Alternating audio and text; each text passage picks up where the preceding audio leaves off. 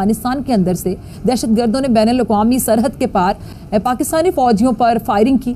पाकिस्तानी सेना और टीटीपी आमने सामने हो गए हैं। गोलियों की तड़तड़ाहट से गूंजा है वजीरिस्तान। अफगानिस्तान ब्रादर हमसाया मुल्क होने का हक अदा नहीं कर रहा और दहशतगर्दों की फायरिंग के नतीजे में पाक फौज के 5 जवान शहीद हो गए। आज मुल्क में इंतहाई अफसोसनाक दहशतगर्दी का वाकया पेश आया। पूरे मुल्क से तशवीशनाक खबरें मिल रही हैं। अल्लाह ताला खैर फरमाए, अल्लाह ताला रहम फरमाए। पाकिस्तान और अफगानिस्तान की बड़ी जंग शुरू होने जा रही है। पाक फदाइया जो है वो रेड अलर्ट कर दी गई है। अफगान तालिबान की नमक हरामी क्या है, जिस पर वज़ीर दिफा का बहुत गुस्से से भरा हुआ जवाब। इस तरीके से अंदर घुस के, पाकिस्तान के अंदर घुस के टीटीपी ने कैसे फौजी जवानों को मारा। पता चल रहा है कि अलर्ट जारी कर दिया गया है और फौज को तलब कर लिया गया है।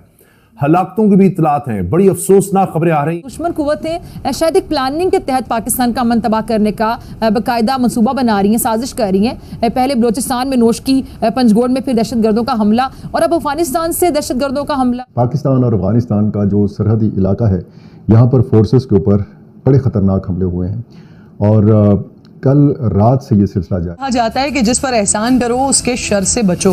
हज़रत अली का कौल है। ये अफगान हुकूमत पर ये सादिक आता है, जिनके शहरियों को पनाह दी गई, जिनके साथ अपनी रोटी बांटी, जिन्हें तस्लीम करने के लिए दुनिया से दरखास्तें की हमने, जिनके लिए ट्रेड में आसानियाँ पैदा की हमने, जिन्हें अपना भाई कहा, वो आज हमारा खून बहाने वालों को सपोर्ट कर। यहाँ पर फौजी चेक पोस्ट पर हमला हुआ है।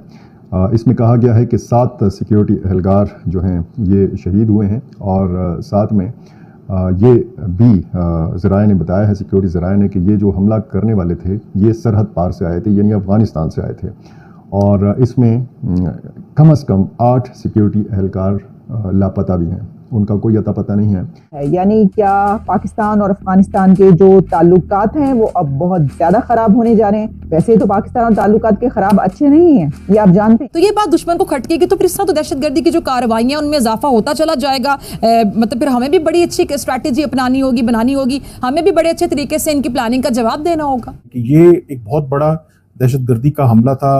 कमोबेश कहा जाता है कि 100 के करीब जो दहशतगर्द थे, अपेरेंटली कहा जा रहा है कि जो नंगरहार सूबा है अफगानिस्तान का, वहाँ से वो बॉर्डर के जरिए आए और उन्होंने वहाँ पर जो मिलिट्री चेक पोस्ट थी और जो सिक्योरिटी फोर्सेस थे उन पर हमला। वो एक मोहल्ले में जब चौधरी होता है तो वो चौधरी दूसरे चौधरी का वजूद कभी भी बर्दाश्त नहीं कर पाता है। तो चीन के साथ हमारी दोस्ती बर्दाश्त नहीं हो रही थी। जो रीजन है जिसमें कि खास तौर पर 3 बड़े फरीक, जिसमें इंडिया, पाकिस्तान और चाइना, बड़े फरीक तो खैर 2 ही हैं, चाइना और इंडिया। पाकिस्तान कहाँ का बड़ा फरीक, यानी जो इकोनॉमी की सिचुएशन है, लेकिन फिर भी कि यहाँ पर जो पोटेंशियल बहुत ज्यादा है आर्म्ड कॉन्फ्लिक्ट। फौज को तलब किया गया है और इस वक्त हालात बड़े खतरनाक बताए जा रहे हैं और लोगों को कहा जा रहा है इलाका छोड़कर चले। जय हिंद दोस्तों, द इंडियन न्यूज में आपका स्वागत है। पाकिस्तान ने जिस जहरीले आतंकवाद की खेती शुरू की थी, आज वही पाकिस्तान को धीरे धीरे निगल रही है। जी हाँ, हम बात कर रहे हैं टीटीपी की, जिसे पाकिस्तान ने खूब पाला पोसा।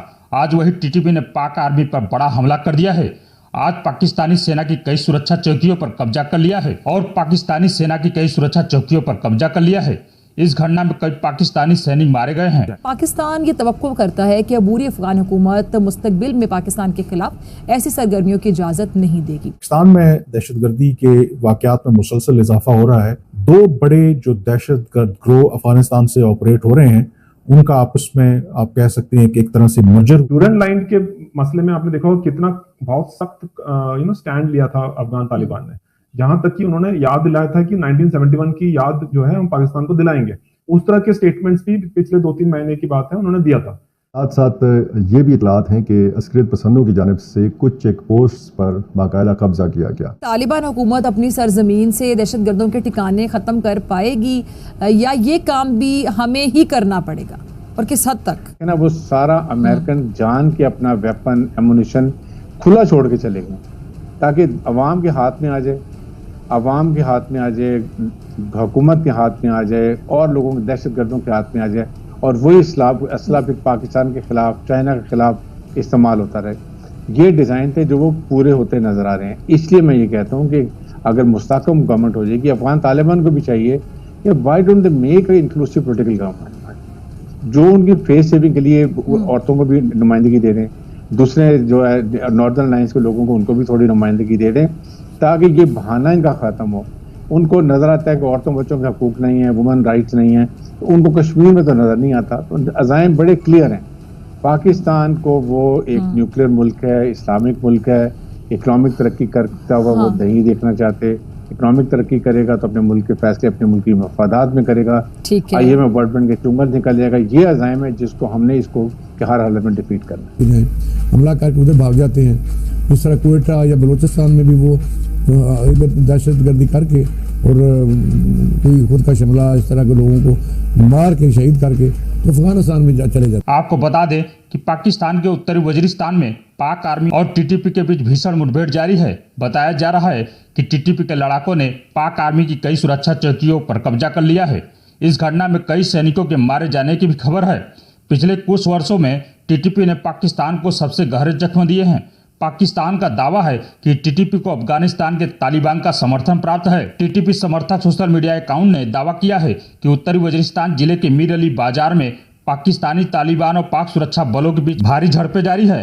दावा यह भी है कि टीटीपी के लड़ाकों ने कई पाकिस्तानी सुरक्षा चौकियों पर कब्जा कर लिया है और सेना के बड़े काफिले पर हमला कर दिया है। आज के लिए बस इतना ही। वीडियो कैसा लगा हमें कमेंट कर जरूर बताएं। चैनल पर नए हैं तो लाइक, सब्सक्राइब और शेयर करना न भूलें।